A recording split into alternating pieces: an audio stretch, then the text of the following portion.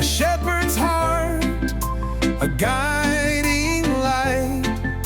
He carries faith through the darkest night. Oh, Father Acent, your journey's begun. A Salesian spirit shining like the sun. You answer the call, the holy design, with a priestly heart so truly divine. Hello and welcome to Don Bosco Youth Network ZMB. On today's program of My Vocation Story, you are with me, Mwanga Nyrenda, as we feature Father Acent, who will be sharing with us his vocation story.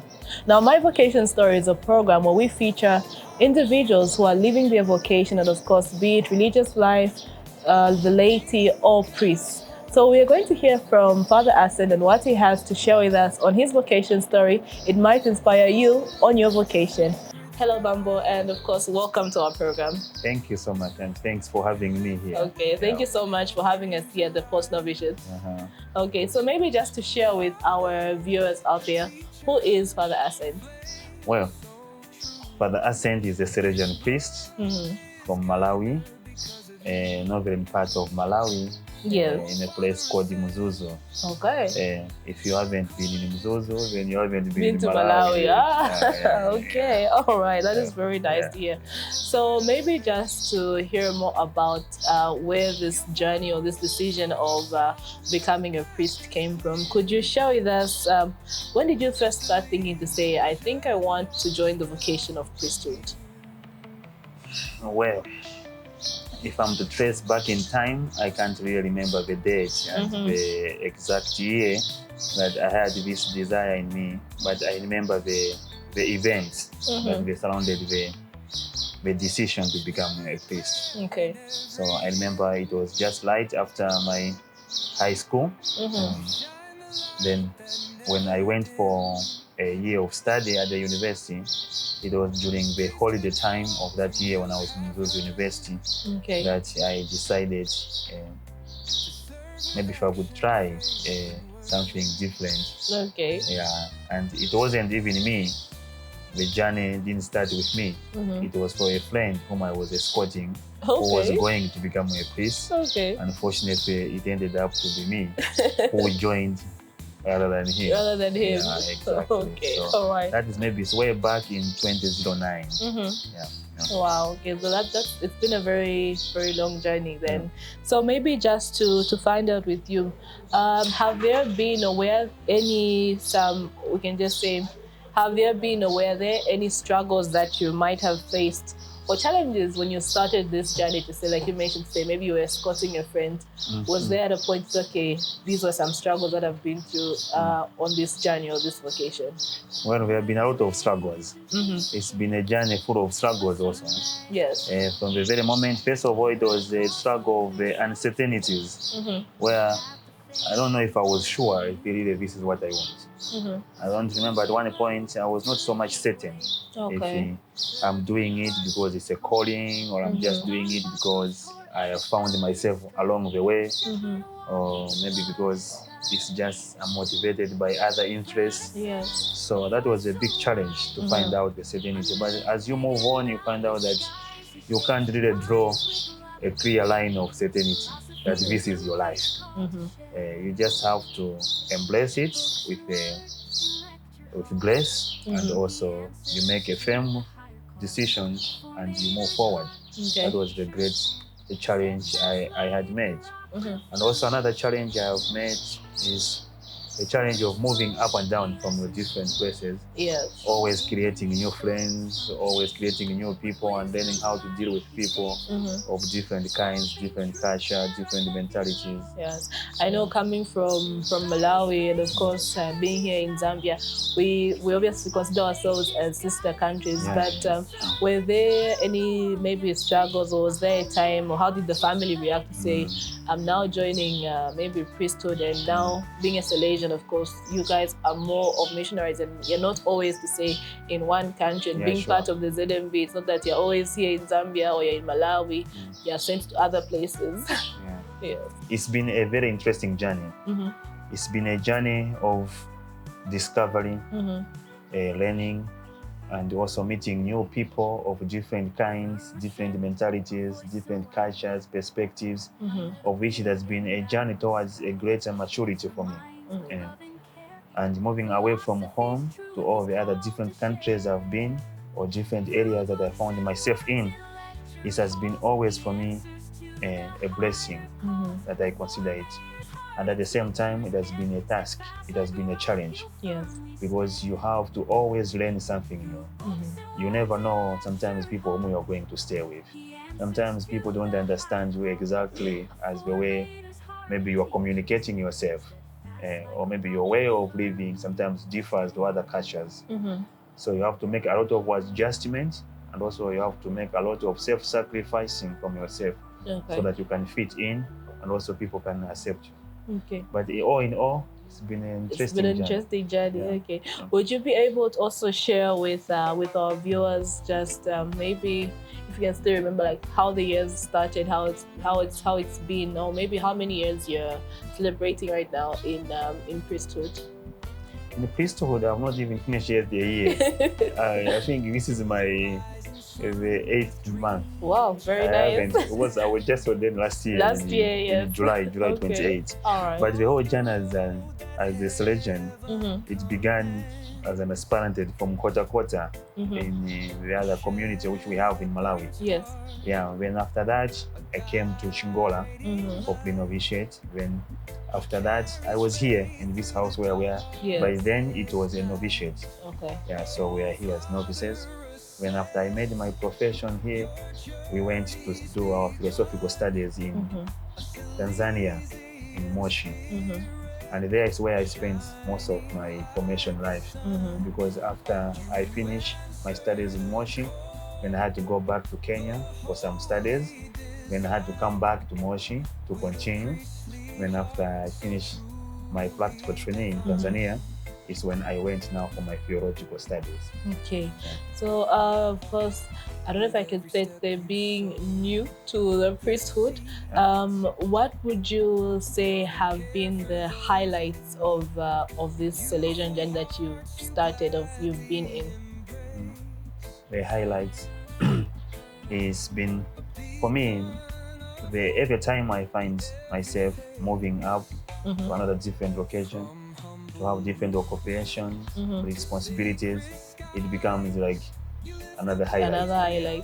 But the most important thing that currently I remember, which had just happened recently, is the highlight of my ordination. Indeed. And that is still, which is still moving in my mind. It was a day which was marked with a lot of memories in my life. And those memories are still fresh. And also another thing that marks the highlights is the studies that I've been through. They always have contributed to me to become who I am. The people I have met, the experiences I'm encountering, all this becomes part and parcel of the bigger highlights of my life. Yeah. Okay, all right. And of course, to you, our viewers, you are listening to My Vocation Story here on the Don Bosco Youth Network. And we are featuring Father Acent here at the Post Novitiate, who's sharing with us his story and how his journey has been. And I hope you, as an individual, will be inspired. So, Father, being a Salesian priest, and of course, we do follow the teachings of Don Bosco and all his followers. Can I say Don Bosco has been one of the saints who inspired you, or which saint inspires you in your day-to-day life, or maybe when you're finding a challenge, which saint inspires you mostly? Whereas the Salesian, there's no saint other than Don Bosco. Yes. Don Bosco has been a great inspiration to me. For the love of young people, which I always cherish, and I wish to have this forever in my life, is because of the love that Don Bosco had for young people. Yes. And without him, I don't think that even this vocation would have been possible. So Don Bosco is always an inspiration to me. And his central life, and also his day-to-day dealing with the realities of young people with time, challenges me on how I can deal with my day-to-day realities with young people of my time. How he listens to the challenges of those young people of his own period, it also creates to me a motive on how I'm able to listen to the modern challenges of young people Yeah. and how to find Don Bosco in them. Mm-hmm. Yeah. But apart from that, there's a number of saints Okay. that I admire. But particularly as an individual, the unique saint that I admire is Saint Augustine because of my also own personal journey. Okay. If I look at Saint Augustine with all who he was and what he became, Mm-hmm. with all the challenges of life he had gone through, Mm-hmm. especially the challenges of seeking to find the meaning of his life, Mm-hmm. the challenges of seeking to find the purpose of all that was going on around him. Mm-hmm. I had found myself there many times, Okay. most of the times. And I look back at St. Augustine and I found out that it is in that confusion of searching for what is the purpose of all of it that God sleep. What would be your word of encouragement to an individual out there? It might be a young person or maybe someone who's struggling to find their vocation. It might not be maybe their vocation to priesthood or maybe to religious life or these other vocations that we have in our day-to-day life. What would be your word of encouragement to that one who's struggling to say, I don't know where I am and I don't know who I am? What would be your advice to them? Yeah, the very fact that we don't know where we are is already a starting point of us discovering where we want to go. Yeah, so my encouragement to all people who are going through that period of time, being young people or anyone of any character or any age, is that keep digging. Keep digging. Don't be scared if you find lost. Don't be scared if you found out that you don't understand really what you want in your life. Don't be scared. It's a process and it's a period in time.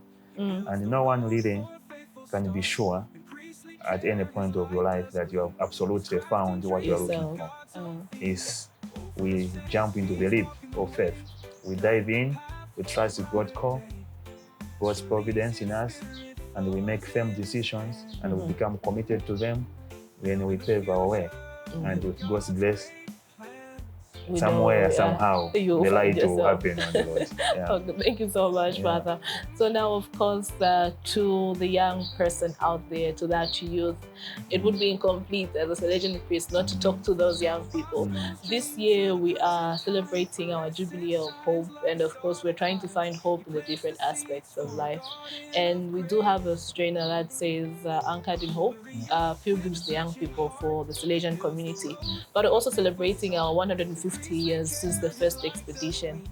To that young person out there who's lost hope in life, who says, okay, I think for me, it's just here, this is where everything ends. What would be your words to that young person, their encouragement that you'd want to give them, especially coming from your perspective as a Salesian priest? Yeah.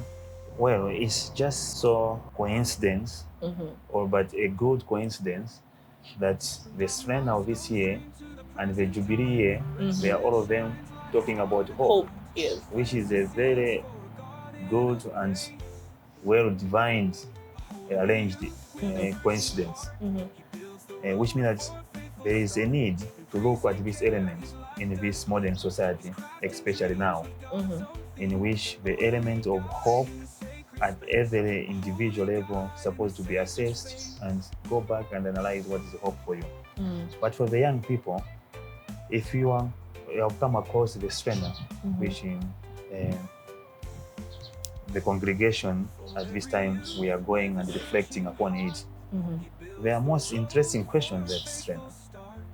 That hope is always connected to a state of happiness. Yes. Like the question which is essential in that strainer, when were you last happy? Yeah. Is a question which opens the strainer, but then it dives into the question of hope. So there must be always a question of relation between hope and happiness in young people. So most of the young people these days, they search a happy life. They search to live a good life, a life of content, of completeness, a jovial life, happy, free of any other issues. Yes. But they have no firm foundation of where they are laying their hopes in. So it's good that they found a good foundation from where they have put their hopes in that will guide them to a happy life. And hope, as we are talking about and has been talked about, is not just an optimistic way of looking at the reality. Okay. That because I'm optimistic, things gonna be better or things gonna change in my life. That is just a very minimal aspect of hope. Hope is knowing that your whole life is all connected together to a larger experience. That where you're coming from, where you are, and where you are going is all a larger reality that is connected, and the future, it will be as the past has been and as the present has been. We are going to face the future with confidence and with courage. Okay. Just as the way we have faced the past, we will face the future with confidence and we'll make it. And also one key element of hope to reflect about is that we can put hopes in many things. We can put hopes in our families, we can put hopes in our education, we can put hopes in the different realities that we're experiencing. Yes. But hope sometimes is a person. Not even sometimes. Hope is a person. And that hope is a person of Christ. It's good to hope and to be anchored in Christ. To be anchored in Christ is to take hope, not just a reality which is coming, but as a person. Okay. And this person does not disappoint. Indeed. This is the reason why we say hope does not disappoint, because Christ does not disappoint. Indeed, So it you doesn't. need young people who are anchored in Christ. Yeah, young people who have firm foundation in Christ and they found the source of happiness in Christ. Okay. All right. Thank you so much, Father. And of course, as we are coming to the end of our discussion here, or sharing on My Vocation Story, I would want you to just share your last words to our viewers and to everyone that is tuned into the channel. A last word I would share is vocation are not born overnight. Okay. Or the different callings, the different professions that we are having, they are not just that you wake up in the night when you say, I have a call to become a priest, or I have a call to marry God, or I have a call to become that or this. It's a long time of discernment. Yes. And in the process of discernment, you will meet a lot of discouragement. Discouragement from within, but also from external discouragement. But as it is a process, you have to allow it to go through. You have to allow yourself to go through the process. And eventually, with the help of God, with the help of friends, and with the help of all other realities around you, you aim to discover what really God wants of you and how you can respond to that want of God. Indeed. Thank you. Thank you so much, Father. Thank you so And much. of course, to you, our dear viewer, thank you so much for tuning into the Don Bosco Youth Network. You have been with me, Mulanganyirenda, here at the Post Novitiate. We're listening to Father Acent's Vocation Story. To you, our dear viewer, and of course, remember, hope does not disappoint. Just as Romans 5:5 says, let us always continue to hope in Christ because He never disappoints us. To the Don Bosco Youth Network, it's goodbye, and don't forget to subscribe. Don Bosco dream to the present time, fluorescent shines like a star that climbs. He plants the seeds for a garden of grace.